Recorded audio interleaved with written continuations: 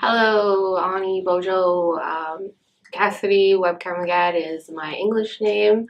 My Ojibwe Noswin is Tikamishkles, which means young oak woman. And I am from originally Manitoulin Island, Wacomiquong, but I live in Sault Ste. Marie and have lived here for about 26 years, I think. And my family moved us back to Ontario. I was actually born in Calgary, Alberta. And when I was 2 years old, we moved to the Sioux, and we've been living here pretty much ever since. There was a little bit of a break. Justin, my fiance, and we moved to Toronto in, I think, 2013 and 2015 because I attended OCAD University and for art. And today that's what we are here to talk about. We're here to talk about our artwork and beading and quilling. Hello, my name is Justin. I'm originally from Toronto, Ontario. I grew up there for many years before I met my life partner Cassidi, and we moved over here to Sault Ste. Marie, Ontario. And today we're going to talk about, like she said, our art. Both of us have different styles of art. She does something called beadwork, and I do something called quill work, so it's a different aspect of our Native American heritage. Okay, well, I'll start with why I started beading, and mostly because my parents decided to teach me how to bead. I think I was like 9 when I learned how to first.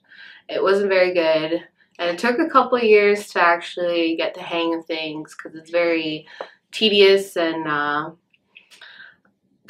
it can be difficult depending on the size beads. Some beads are very small and some other ones aren't as small. I usually work with size 11 or size 13.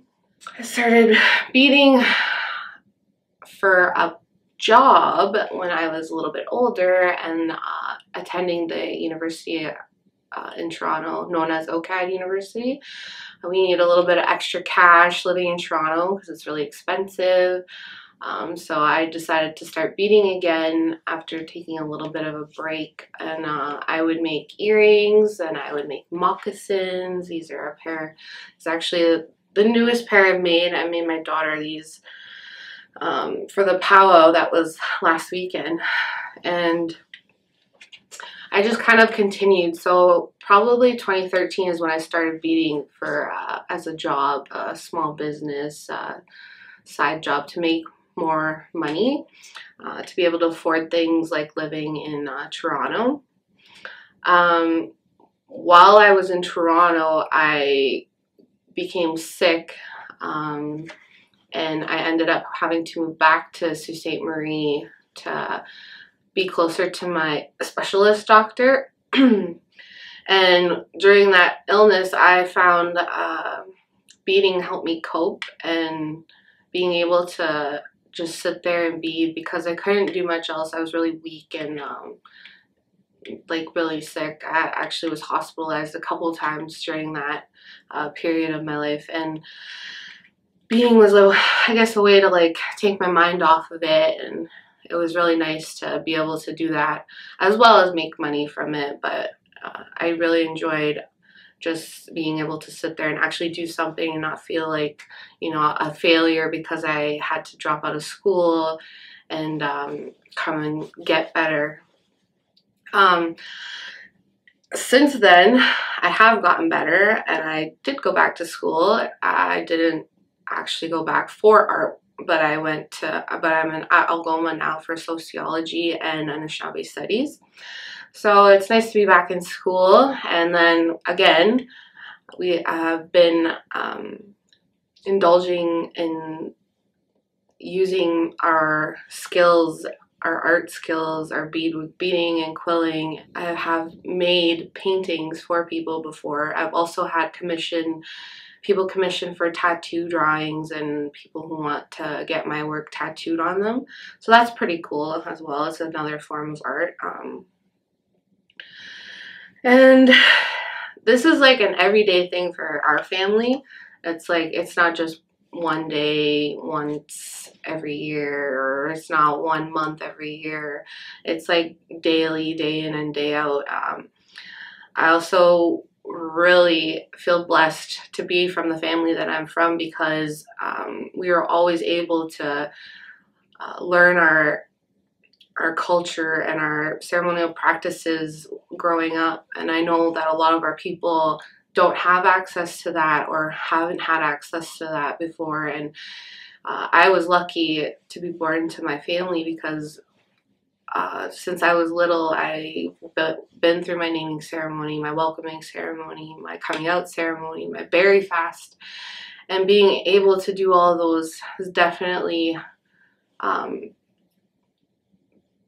contributed a big part to who I am today, and to the mother I am to my daughter Oakley. And I really hope for her the same thing that my family was able to provide for me. And we actually have to go soon to present my grandpa with tobacco to get her name. He's going to be providing her Indigenous name, her Anishinaabe Nosoin, and I'm excited for her for that. So Me too. that's a little bit about me and my beading, and yeah, talk about your quill work. Yeah, so I'm Justin, like I said in the beginning, and I do a different art form than Cassidi does. I do something called quill work. There's many different types of quill work. Something that's traditional in our territory, which is the Great Lakes territory, is something called flat quill work, and you do that mostly on birch bark.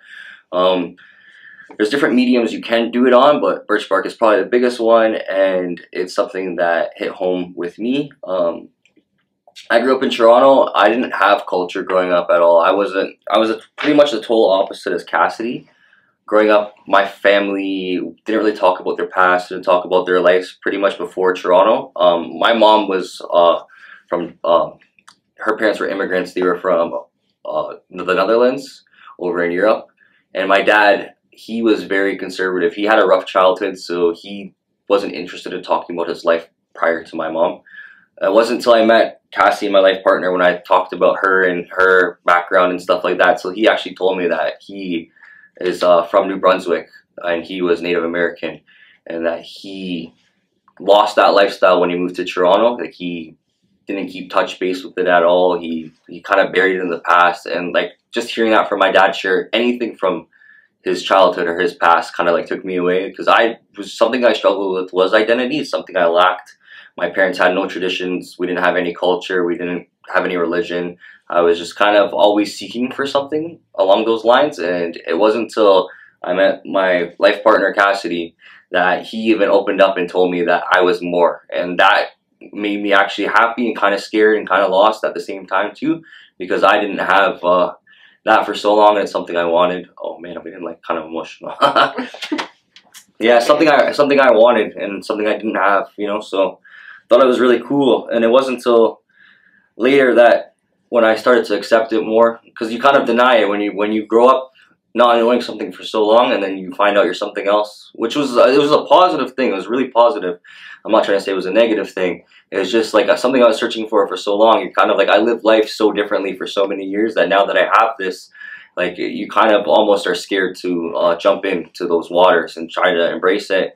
And especially me being such fair skin, it was kind of a little difficult to own, because you know, you don't think of someone with my complexion necessarily as Native American, Aboriginal, or First Nations, you know. So I kind of had a hard time accepting it for a bit, but as I got to know her family and see the acceptance of her family and friends, and meeting new people around me, and them just accepting me for who I am, made me really feel comfortable. And it took some time and some years to own who I am, but today I do, and I'm super proud of it, and I'm super blessed. And I tried beadwork. A couple times. I sucked at it. It wasn't something I was good at. I was okay. I was never the greatest, and I've always wanted to express myself through art. I always loved art.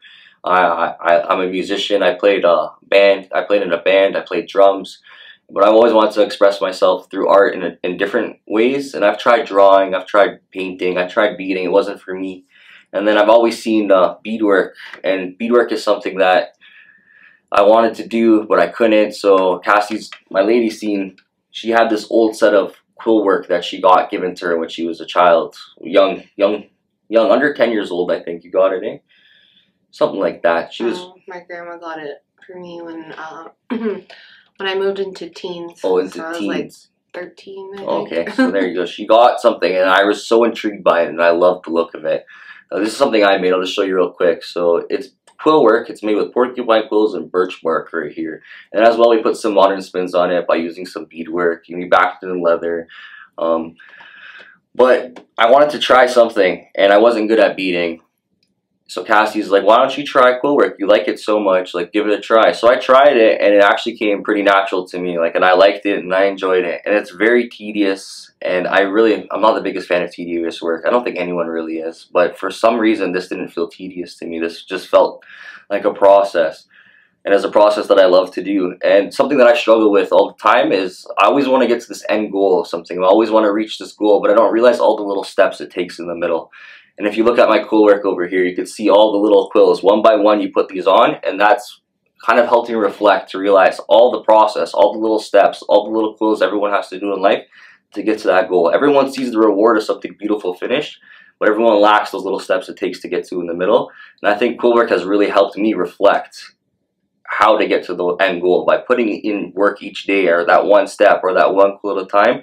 If you do that for as many days as you do, as many hours as you do, and have the dedication to finish something, you can end up with something beautiful. And that's how I try and look at my life, is by putting in that step one day at a time, putting in that work one day at a time, one job, 1 hour, one shift.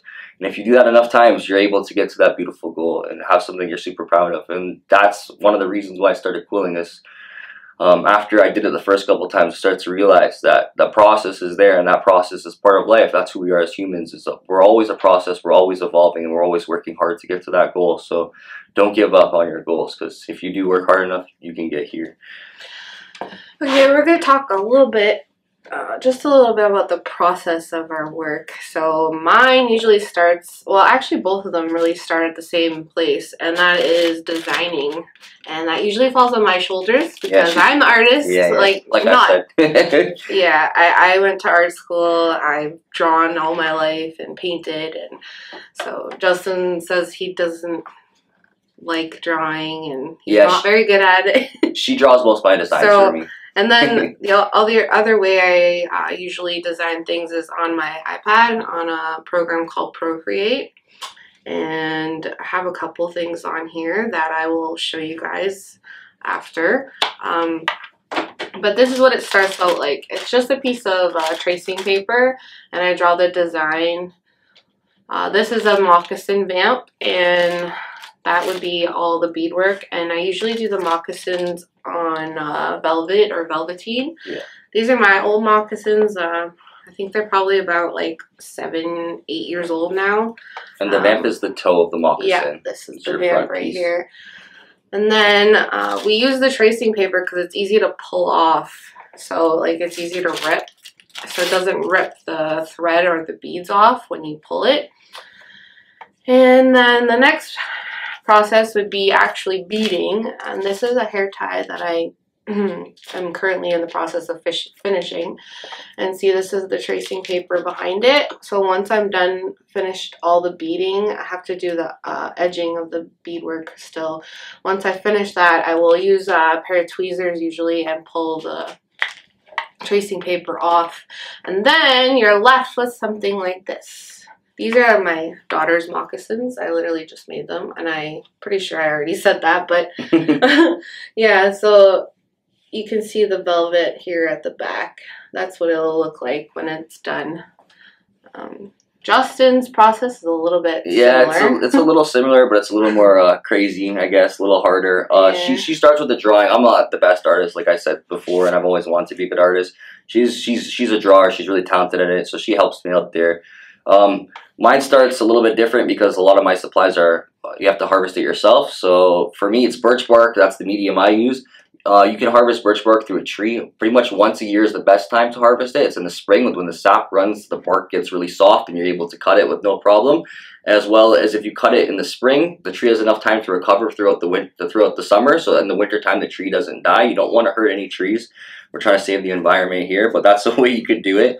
If you cut it too late in the year, if it gets too close to winter, when you could damage a tree and it's prone to diseases, or it could get too cold because it's not protected by its nice bark, and the tree could actually pass away. It could die. So that's something you do. And then porcupine quills are the #1 thing. I believe that what you kill, you eat, you know what I mean, like harvesting wise. So a lot of things that I find porcupine quills tend to be roadkill. You know, that's like a big thing in this, in our world is car. And a lot of porcupines are slow moving creatures, so they're fatal. They're prone to fatalities and car collisions with them. So I believe in repurposing life, you know what I mean, giving it a second life in this beautiful stuff right here. Another way you could do it, a traditional way, is if you get a blanket or a towel or something like that. Porcupines are very slow moving. Old quills on there actually fall off over time, but what they do as a defense mechanism is they perk up the porcupines. So some people will throw a blanket or a towel on top of the porcupines as it's moving, and then what the porcupine will do is loosen up some of its quills, and the blanket will just fall right off of him, or you might have to give a little tug. It doesn't really hurt the porcupine at all because it's kind of like hair follicles. Not really though, because porcupine does have a guard, but it's something more like, I guess, fingernails. Is something like porcupine quills are really similar to fingernails.